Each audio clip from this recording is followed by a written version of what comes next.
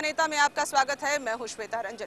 IAS की आराम तलब जिंदगी को जिसने नकार दिया, वकालत के लिबास में जिसने इंसाफ की लड़ाई को भविष्य के रूप में चुना और तकदीर ने जिसे सियासत के मुकाम तक पहुंचाया, वो है चांदनी चौक संसदीय क्षेत्र के सांसद कपिल सिब्बल।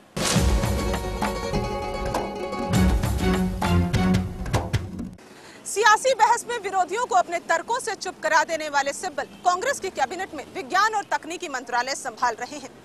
यूं तो कपिल सिब्बल का सियासी सफर बहुत लंबा नहीं है, लेकिन उन्हें चीजों को हासिल करने का हुनर बखूबी आता है। वो जहां से सियासी पैठ रखते हैं, वहां देश के मानचित्र पर इतिहास की गहरी छाप है। चांदनी चौक संसदीय सीट की जनता को वो क्या दे सके हैं, इसी पर चलेगा आज उनसे सवाल जवाब का दौर। 8 अगस्त 1948 को जालंधर में कपिल सिब्बल का जन्म हुआ था। दिल्ली के सेंट स्टीफेंस कॉलेज से इतिहास में एमए और हार्वर्ड लॉ स्कूल अमेरिका से कानून की डिग्री हासिल की। इसके बाद से ही वो दिल्ली के सुप्रीम कोर्ट में वकालत करने लगे। 1989 से 1990 तक वो महाधिवक्ता रहे। 1991 में मानवाधिकार आयोग के प्रतिनिधि के रूप में जिनेवा भेजे गए। 1995 से 1998 और 2001 से 2002 में उन्होंने सुप्रीम कोर्ट बार एसोसिएशन के अध्यक्ष के रूप में लंबे समय तक अधिवक्ताओं का प्रतिनिधित्व किया। 1998 में कांग्रेस के राज्यसभा सदस्य मनोनीत हुए। 2000 से 2002 तक कांग्रेस संसदीय दल के सचिव रहे। 2001 में वो व्यापार कर सलाहकार समिति के सदस्य मनोनीत हुए। 2002 में गृह मंत्रालय समिति के सदस्य रहे। इसी दौरान वो इंडो पाक संसदीय फोरम के उपाध्यक्ष मनोनीत हुए। अधिवक्ताओं की सियासत के साथ ही वो 2001 और 2003 में प्रेस काउंसिल ऑफ इंडिया के सदस्य मनोनीत हुए। इसी दौरान वो संसदीय रिपोर्टों और एड्स वैक्सीन बोर्ड की समितियों में सक्रिय रहे। 2002 में आतंकवादी गतिविधियों को प्रश्रय देने वाले पाकिस्तान के खिलाफ संसदीय अधिवक्ता प्रतिनिधि के रूप में उन्होंने दक्षिण अफ्रीका, नाइजीरिया और सेनेगल की यात्रा की। प्रबल और तार्किक अधिवक्ता के तौर पर उन्होंने 2002 में सुप्रीम कोर्ट के जज वी रामास्वामी के खिलाफ अभियोग चलाने की मांग के खिलाफ संसद में ऐतिहासिक संभाषण दिया था। पिछले 4 साल से वो विश्व भर में मानवाधिकार, एड्स पीड़ित और सांप्रदायिक सौहार्द कायम करने के लिए विभिन्न संगठनों और समितियों के साथ कार्य कर रहे हैं। 2004 में 14वीं लोकसभा में पहली बार वो चांदनी चौक से सांसद चुने गए। 2004 में उन्हें भारतीय विज्ञान कांग्रेस ने जवाहरलाल नेहरू जन्मशती पुरस्कार दिया। कांग्रेस ने उन्हें विज्ञान, तकनीकी और समुद्री विकास मंत्रालय से नवाजा। अदालत में कानूनी बारीकियों पर जिरह करने से ज्यादा मुश्किल है जनता के सवालों का जवाब देना। उससे ज्यादा दुश्वारियों भरा था लोकसभा का चुनाव। उस पर भाजपा खेमे से उतरी टीवी कलाकार स्मृति ईरानी ने चुनावी मैदान को ग्लैमर का रंग दे दिया, मगर कपिल सिब्बल चांदनी चौक की प्रतिष्ठित सीट पर कामयाबी हासिल करने में सफल रहे। कांग्रेस और भाजपा दोनों के लिए चांदनी चौक संसदीय सीट प्रतिष्ठा का विषय बनी थी। हालांकि दोनों ही पार्टियों ने यहाँ एक अनोखा प्रयोग किया। कांग्रेस ने अपने पुराने झंडा बरदार और 2 बार सांसद रहे जयप्रकाश अग्रवाल की जगह कपिल सिब्बल को उतारा, तो भाजपा ने 2 बार सांसद रहे विजय गोयल के बजाय स्मृति ईरानी को टिकट दिया। सिब्बल और स्मृति दोनों के लिए ये सुनहरा अवसर था पार्टी में धाक जमाने का, जिसमें सिब्बल बाजी मार ले गए। इस बारे में सिब्बल का नजरिया साफ है। वो जीत हार को जनता के चश्मे से देखते हैं। स्मृति ईरानी जब थी, लोग घर से जैसे निकल पड़ते थे उनसे मिलने के लिए, वेदर हिंदू, मुस्लिम, रिच, पुअर। फिर कपिल सिब्बल ने कैसे हराया स्मृति ईरानी? देखो, जब हम चुनाव लड़ने जाते हैं तो हम ये नहीं सोचते कि हमें कैसे हराना है।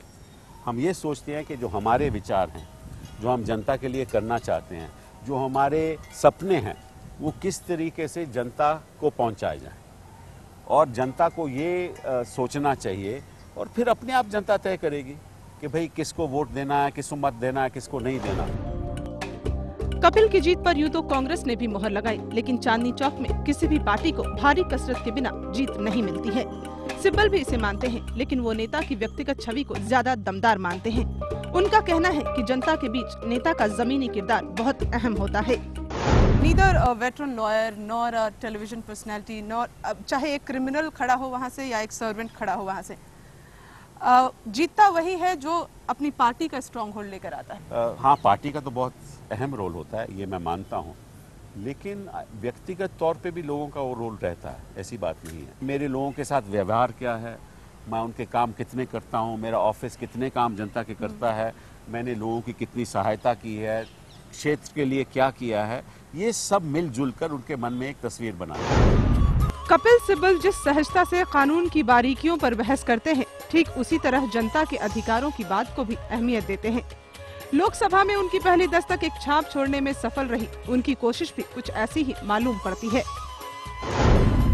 चुनावी वक्त सियासत का सबसे नाजुक दौर होता है, वो भी उनके लिए जो किसी वर्चस्व वाली सीट के दावेदार हों। ऐसे में अगर सियासी रसूख वालों का साथ मिल जाए तो जीत की डगर आसान हो जाती है। कपिल सिब्बल की जीत भी अपनों के साथ का नतीजा है। लोकतंत्र के महाकुंभ में पार पाने के लिए तमाम लोगों के सहारे की जरूरत पड़ती है और कपिल सिब्बल की जीत में भी ऐसे ही सियासी शख्स ने अहम रोल निभाया।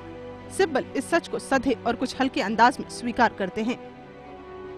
आप ये मानते हैं कि आपकी जीत में एक बहुत बड़ी भूमिका रही शोएब इकबाल की भी? सबकी भूमिका रही, शोएब भाई की भी, भाई के कई लोगों की भूमिका रही। उनको क्रेडिट थोड़ा ज्यादा दिया जाता है। अब देखिए, ये तो अपने सोच की बात है ना। मैं समझता हूँ हाँ, शोएब इकबाल ने हमारी मदद की और उससे हम शुक्रगुजार हैं। कई लोगों ने की, केवल वो एक ही नहीं थे। स्मृति ने भी हमारी मदद की। लोकसभा चुनाव में पहली बार हारने के बाद कपिल सिब्बल ने राज्यसभा में दस्तक तो दे दी, लेकिन हाई प्रोफाइल नेता बनने के बावजूद जनता का नेता बनने की उनकी चाहत बरकरार रही। सियासत का सुरूर उन्हें चुनावी मैदान में खींच लाया। उनका मानना है कि आम आदमी का दर्द दूर किए बिना राजनीति कामयाब नहीं हो सकती है। राज्यसभा के बाद जी हाँ, कमिंग टू लोकसभा, नहीं मैं तो हमेशा चाहता था मैं लोकसभा लड़ूं। बिना लोकसभा के वो मजा, नशा नहीं आता, मजा ही नहीं आता। जनता के बीच जाओ, उनकी मुश्किलें समझो, तो फिर आप फिर ये फील करोगे कि you are really doing something. नहीं, नॉट ओनली दैट, हिंदुस्तान की समस्याएं आम आदमी के लिए क्या है। हम तो ऊपर से बात कर देते हैं, बड़े बड़े लोग हैं, ठीक है ना, बड़े बड़े उद्योगपति हैं, उनकी कोई प्रॉब्लम नहीं है। कोई भी सिस्टम हो, उनकी प्रॉब्लम्स अपने आप सॉल्व हो जाती है। जो आम आदमी है, कोई भी सिस्टम हो, उसकी कभी प्रॉब्लम नहीं सॉल्व होती। So it's a very humbling experience. You realize how important it is to touch the lives of ordinary people. Kapil Sibal का सियासी वजूद उतना लंबा नहीं है जितनी सुर्खियां उन्होंने अपने बेलौस अंदाज से हासिल की हैं। हालांकि अब लोकसभा और तकनीकी मंत्री के रूप में उनकी नई पारी भी कम महत्वपूर्ण नहीं है। देश के प्रधानमंत्री जहां झंडा फहराते हैं, वो इलाका बेहद संवेदनशील और अहम हो जाता है। लेकिन बात सिर्फ लाल किले की नहीं है। कपिल सिब्बल के चांदनी चौक में कई और ऐतिहासिक इमारतें हैं। क्या है वहां के मौजूदा हालात, जानेंगे हम एक ब्रेक के बाद।